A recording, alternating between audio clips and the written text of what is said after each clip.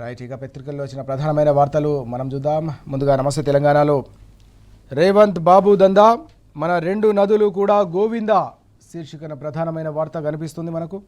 ఆంధ్రాకు గలగల గోదావరి తరలిపోతుంటేను, బిరబిరా కృష్ణమ్మ పరుగులెడుతుంటేను, సలసల తెలంగాణ మరిగిపోతుంటేను అంటూ తెలంగాణకు జరుగుతున్న అన్యాయానికి సంబంధించిన వార్త. కేవలం గోదావరిలోనే కాదు, కృష్ణాకు సంబంధించిన నీటిని కూడా పూర్తిగా దోచుకునేందుకు ఆంధ్రప్రదేశ్ తరఫున అక్కడి ప్రభుత్వం పన్నాగాలు పన్నుతోంది. దానికి రాష్ట్ర సర్కారు ముఖ్యమంత్రి సహకరిస్తున్నారనే అంశానికి సంబంధించిన కథనం నమస్తే తెలంగాణలో ఫస్ట్ పేజ్ బ్యానర్ ఐటమ్గా మనం చూడొచ్చు.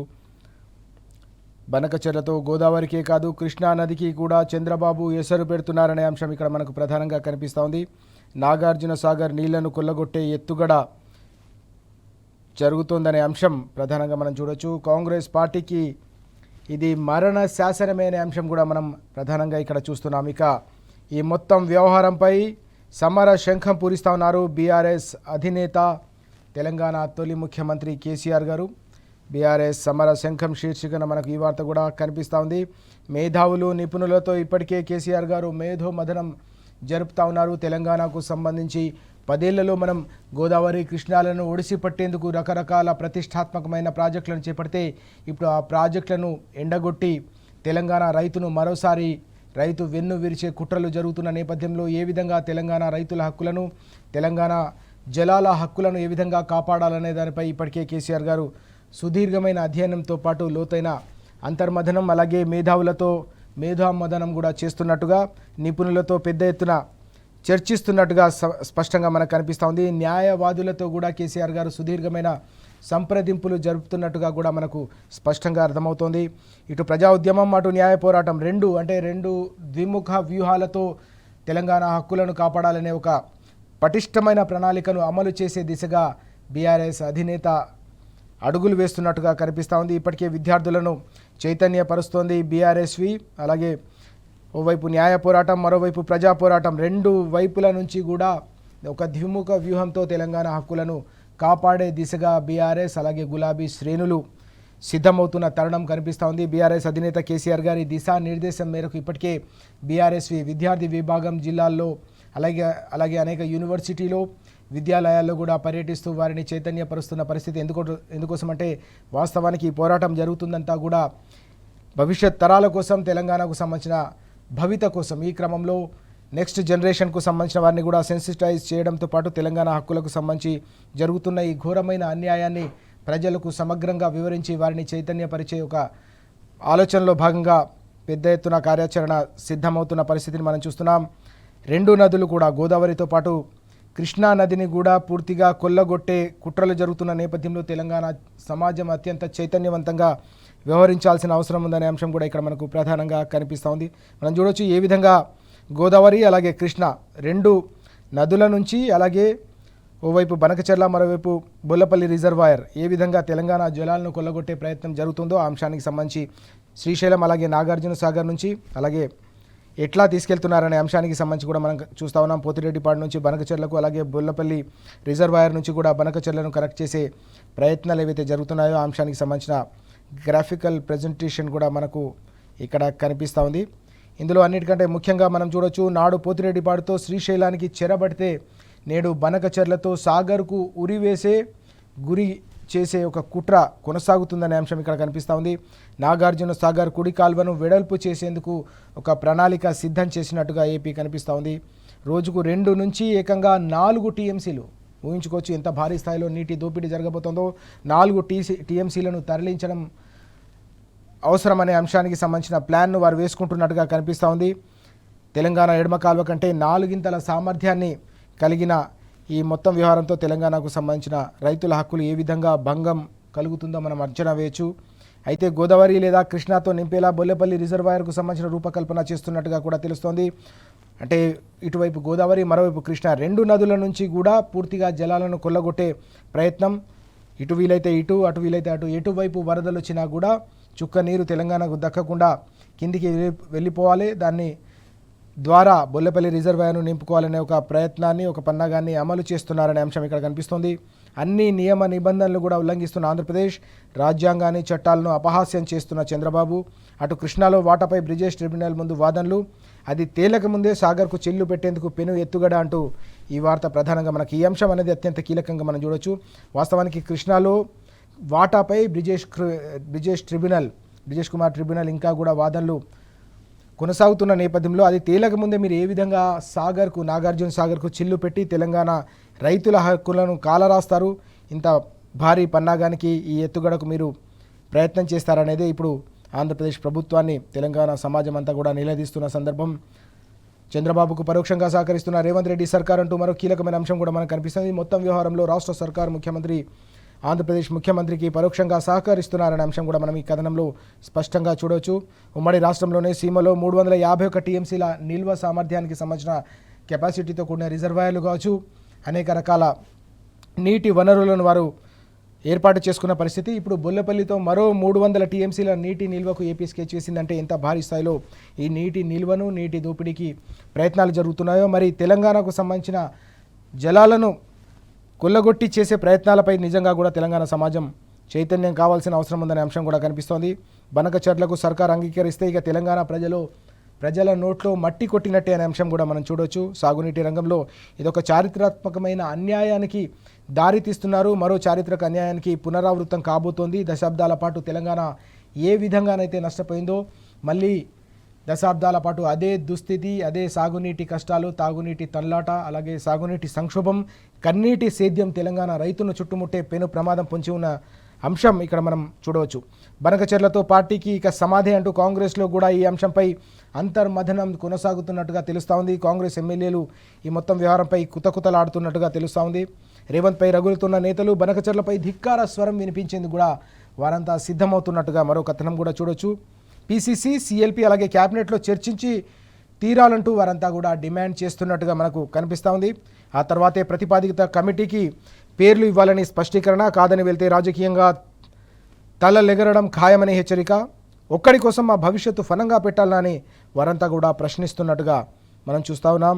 ఇక్కడ వ్యతిరేకించి ఢిల్లీలో సంతకం ఎలా పెడతారని కాంగ్రెస్ నేతలంతా కూడా ముఖ్యమంత్రిని నిలదీస్తున్నారు, ముఖ్యమంత్రిని ప్రశ్నిస్తున్నారు, తమ అసంతృప్తిని తీవ్రస్థాయిలో ఎండగడుతున్నారనే అంశం కూడా ఇక్కడ మనకు కనిపిస్తుంది. మొత్తం మీద రెండు కీలకమైన నదులు తెలంగాణకు జీవనాడులు. వాస్తవానికి గోదావరి కావచ్చు, కృష్ణ, ఈ రెండు కూడా జీవనాడులు. ఈ జీవనాడుల ఆధారంగానే తెలంగాణలో వైపు ఉత్తర తెలంగాణకు వరప్రధాని లాంటి కాళేశ్వరం ప్రాజెక్టును, అలాగే దక్షిణ తెలంగాణకు ఒక కల్పతరువు లాంటి పాలమూరు రంగారెడ్డి ప్రాజెక్టును కేసీఆర్ గారు రూపకల్పన చేయడమే కాదు, పూర్తి చేసి రైతులకు వాటి ఫలాలు అందించేందుకు కూడా ఎంత వేగంగా యుద్ధ ప్రాతిపదికన చర్యలు చేపట్టారో తెలంగాణ సమాజం అంతా చూసింది.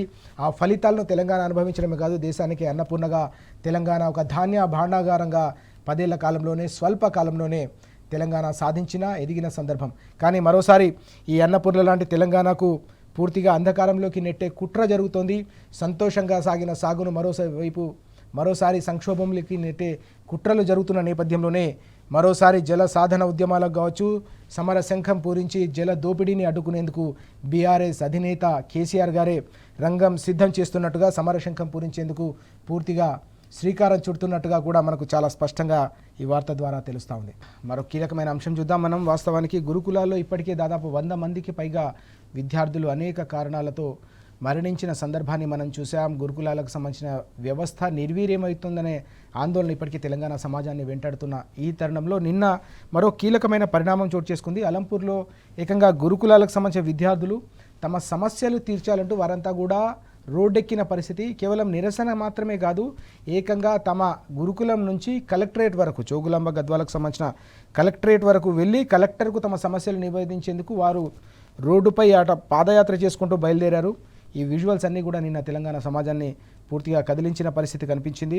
విద్యార్థులు కనీసం తాగునీటికి కూడా అక్కడ కటకట ఏర్పడింది.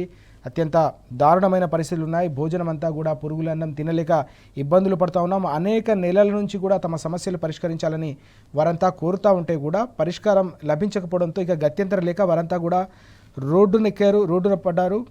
రోడ్డెక్కి వారంతా కూడా పాదయాత్ర చేసుకుంటూ ఏకంగా కలెక్టర్కు తమ సమస్యను నివేదించుకునేందుకు బయలుదేరిన సందర్భం. అయితే మధ్యలోనే ఈ అంశాన్ని తెలుసుకున్న తర్వాత కొంతమంది అక్కడ అధికారుల దృష్టికి తీసుకురావడంతో వారందరినీ కూడా వ్యాన్లో ఎక్కించి తిరిగి మళ్ళీ గురుకులంలోకి పంపించినట్టుగా తెలుస్తూ ఉంది. అంశానికి సంబంధించిన వార్త ఇది. అలంపూర్ గురుకులంలో నెలకొన్న సమస్యలు పరిష్కరించాలని డిమాండ్ చేస్తూ గద్వాల కలెక్టరేట్కు పాదయాత్ర చేస్తున్న విద్యార్థులు అంటూ ఈ వార్త కనిపిస్తుంది. సమస్యలపై దండెత్తిన విద్యార్థులు, సీఎం ఇలాకాలో 60 మంది పిల్లల పాదయాత్ర, గద్వాల కలెక్టరేట్కు వెళ్తుండగా అడ్డుకున్న పోలీసులు, కలెక్టర్కు తామే చెప్పి పరిష్కరిస్తామని బుజ్జగింపు అంటూ వార్త కనిపిస్తోంది. వాస్తవానికి సాధారణంగా రకరకాల సమస్యలపై విభిన్న సంస్థలు కావచ్చు, నేతలు కావచ్చు, వారంతా కూడా పాదయాత్రలు చేస్తూ ఉంటారు. కానీ విద్యార్థులే తమ సమస్య పరిష్కారం కోసం ఈ విధంగా రోడ్డెక్కి పాదయాత్ర చేయడం అనేది ఒక అనూహ్యమైన పరిణామం. ఇది సమస్య తీవ్రతను కూడా మనకు తెలియజేస్తూ ఉంది. రాష్ట్ర ప్రభుత్వం ఇప్పటికైనా స్పందించి కేవలం ఈ గురుకులంలోనే కాదు, రాష్ట్ర వ్యాప్తంగా ఉన్న గురుకులాల్లో నెలకొన్న ఈ తీవ్రమైన సమస్యలు, కనీసం భోజనం కూడా సరిగా పెట్టలేకపోతే ఇక ప్రభుత్వం ఉండేందుకు అని చెప్పేసి బీఆర్ఎస్ నేతలు కూడా సూటిగా ప్రశ్నిస్తున్న పరిస్థితి. బీఆర్ఎస్ వర్కింగ్ ప్రెసిడెంట్ కేటీఆర్ గారు కూడా రాష్ట్ర ప్రభుత్వాన్ని, ముఖ్యమంత్రిని తీవ్ర స్థాయిలో తప్పుపట్టారు. ఒకప్పుడు కార్పొరేట్ స్థాయిలో కార్పొరేట్ను తలదన్నే విధంగా తాము గురుకులాలను తీర్చిదిద్దితే, కేసీఆర్ గారు ఒక సంకల్పంతో ఈ గురుకులాలను తీర్చిదిద్దితే ఈ విధంగా నిర్వీర్యం చేస్తారా, ఆనవాళ్లు చెరిపేయాలన్న కుట్రలో భాగంగా విద్యా వ్యవస్థను ఈ విధంగా భ్రష్టు పట్టిస్తారా అని చెప్పేసి కేటీఆర్ గారు కూడా మండిపడిన సందర్భాన్ని మనం చూసాం. అదే అంశానికి సంబంధించిన కథనం ఇది. దీనికి తోడుగా విద్యార్థినికి పాము కాటు అంటూ మరో వార్త కూడా మనకు కనిపిస్తూ ఉంది. కల్లు గొట్ల కేజీవీబీలో ఘటన జరిగింది, ప్రార్థన చేస్తుండగా కాటేసిన పాము అంటూ మరో వార్త కూడా మనకు కనిపిస్తూ ఉంది. ఇటీవల మనం చూసాం 100 మందికి పైగా విద్యార్థులు ఒకే చోట ఆసుపత్రి పాలైన పరిస్థితి, కలుషిత ఆహారం తిని వారంతా కూడా అస్వస్థతకు గురైన సందర్భం కూడా మనం చూసాం. సమస్యలకు కేర్ ఆఫ్ అడ్రస్గా మారిన విద్యా వ్యవస్థ, అన్నిటికంటే ముఖ్యంగా గురుకుల విద్యా వ్యవస్థపై మాత్రం ప్రజల్లో, అన్నిటికంటే ముఖ్యంగా విద్యార్థుల తల్లిదండ్రులు కూడా తీవ్రమైన ఆగ్రహం వ్యక్తమవుతున్న సందర్భం మనకు కనిపిస్తూ ఉంది. విద్యపై ప్రభుత్వం పెట్టే ఖర్చు ఏదైతుందో అది ప్రభుత్వానికి సంబంధించిన బాధ్యత, అది భారం కాదు. దీనికి తోడుగా గురుకులాలు, వాస్తవానికి గురుకులాలు అనేవి విద్యార్థుల భవితకు, పేద బీసీ, ఎస్సీ, ఎస్టీ, మైనార్టీలకు సంబంధించిన విద్యార్థుల భవితకు బంగారు బాటలు వేసేలాగా వాటన్నిటినీ కూడా తీర్చిదిద్దిన సందర్భం.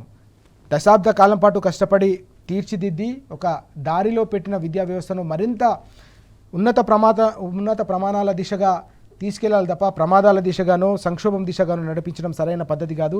ఇది కేవలం ఇప్పుడే కాదు, భవితకు సంబంధించి, అంటే భవిష్యత్ తరాలకు సంబంధించిన రేపటి పౌరుల భవిష్యత్తును అంధకారంలోకి నెట్టే ఒక దారుణమైన పన్నగం. కాబట్టి ఇప్పటికైనా ప్రభుత్వం తన వైఖరిని మార్చుకోవాలని చెప్పేసి బీఆర్ఎస్ పార్టీ కూడా పెద్ద ఎత్తున డిమాండ్ చేస్తుంది. పౌర సమాజం కూడా ప్రభుత్వాన్ని డిమాండ్ చేస్తున్న అంశం కూడా మనం చూస్తూ ఉన్నాం. దీనిపై ఇప్పటికైనా ప్రభుత్వం స్పందించాలనే ఒక డిమాండ్ కూడా క్షేత్రస్థాయిలో మనకు పెద్ద ఎత్తున వినిపిస్తూ ఉంది. మనం మీనాక్షి మిషన్ రేవంత్ టెన్షన్ శీర్షికన మరో వార్త కూడా మనకు కనిపిస్తూ ఉంది.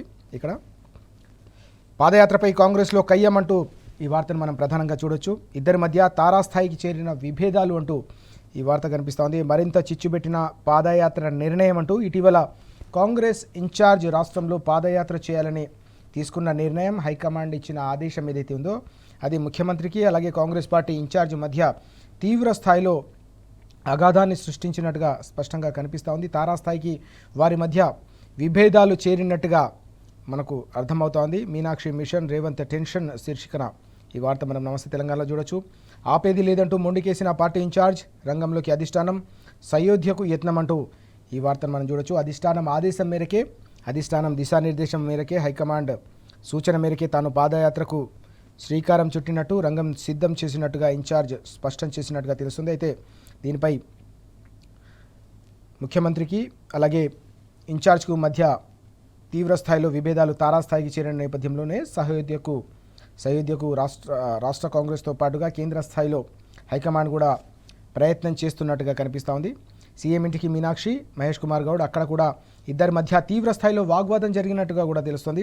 తనకు చెప్పకుండా ఎలా నిర్ణయిస్తారన్న సీఎం, అధిష్టానం పార్టీ నిర్ణయాలను మీకు చెప్పాల్సిన అవసరం లేదంటూ మీనాక్షి నటరాజన్ కౌంటర్ అంటూ ఈ వార్త కనిపిస్తుంది. హైకమాండ్ డెసిషన్తో తాను తీసుకున్న నిర్ణయాన్ని ముఖ్యమంత్రికి చెప్పాల్సిన అవసరం లేదని ఈ సందర్భంగా ఇన్ఛార్జ్ స్పష్టం చేసినట్టుగా కూడా తెలుస్తోంది.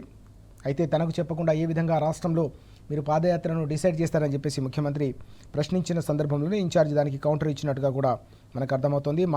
మధ్య మార్గంగా 2 యాత్రల తేదీల సర్దుబాటు, మహేష్ కుమార్ గౌడ్ పాదయాత్రగా మార్పు అంటూ ఈ అంశం మనం చూస్తూ ఉన్నాం. రాష్ట్ర రాజకీయాల్లో నిజంగా కూడా ఇది పెద్ద ఎత్తున సంచలనాన్ని రేకెత్తించిన అంశం కూడా మనకు కనిపించింది.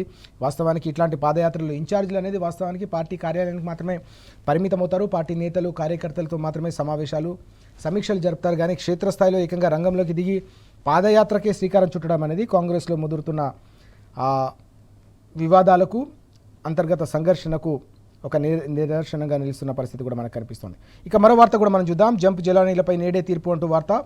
పార్టీ ఫిరాయింపులు చేసిన ఎమ్మెల్యేలకు సంబంధించిన భవితను ఈరోజు నిర్ణయించబోతోంది సుప్రీంకోర్టు. జంప్ జిలానీలపై పూర్తి స్థాయిలో ఈరోజు తుది తీర్పు వెలువడబోతున్న నేపథ్యంలో అందరి దృష్టి కూడా దానిపైనే ఉన్న సందర్భం. కారు గుర్తుపై గెలిచి కాంగ్రెస్ కండువా కప్పుకున్న 10 మంది శాసనసభ్యుల భవితవ్యం ఏంటో ఈరోజు తేలబోతుంది. అనర్హతపై కీలక నిర్ణయం వచ్చే అవకాశం. ఏప్రిల్ 3న తీర్పును రిజర్వ్ చేసిన కోర్టు నేడు వెలువరించనున్న సిజేఐ ధర్మాసనం అంటూ ఈ వార్తను మనం చూస్తూ ఉన్నాం. ఏ విధంగా పరిణామాలు ఉండబోతున్నాయి, ఏ విధంగా తీర్పు ఉండబోతుంది అనేది రాష్ట్ర రాజకీయ వర్గాల్లోనే కాకుండా ప్రజల్లో కూడా పెద్ద ఎత్తున ఆసక్తిని రేకెత్తిస్తున్న అంశంగా మనం చూడవచ్చు. కారు గుర్తుపై గెలిచి కాంగ్రెస్ కండువా కప్పుకున్న దాదాపు 10 మంది శాసనసభ్యులు మనం చూసాం. దానిపై బీఆర్ఎస్ పార్టీ కూడా న్యాయ పోరాటానికి దిగిన సందర్భాన్ని మనం చూసాం. ఈ క్రమంలోనే మొత్తం వాదనలన్నీ కూడా పూర్తి అయిపోయినాయి. ఇప్పుడు కేవలం తీర్పు మాత్రమే మిగిలింది. మరి తీర్పు ఎలా ఉండబోతుందనే ఉత్కంఠ అందరిలో కూడా వ్యక్తమవుతుంది. తీర్పుకు సంబంధించిన minute to minute updates T న్యూస్లో కూడా ఎప్పటికప్పుడు కొనసాగుతూ ఉంటాయి. So watch it.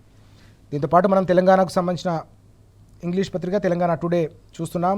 Banakacherla will escalate water woes అంటూ వార్త కనిపిస్తోంది.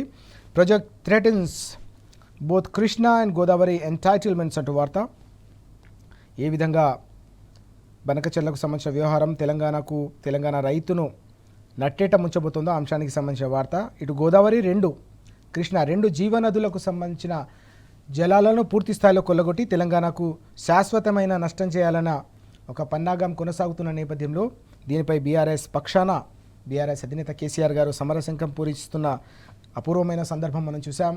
వాస్తవానికి కేసీఆర్ గారు ప్రతి అంశంపై కూడా లోతైన అధ్యయనం చేసిన తర్వాత మాత్రమే రంగంలోకి దిగుతారు. ఒక్కసారి ఆయన ఒక అంశాన్ని చేపట్టారంటే దాన్ని గమ్యాన్ని ముద్దాడే వరకు ఏ విధంగా అంశాన్ని తీసుకెళ్తారో తెలంగాణ సమాజానికే కాదు దేశ రాజకీయ వ్యవస్థకు కూడా తెలుసు.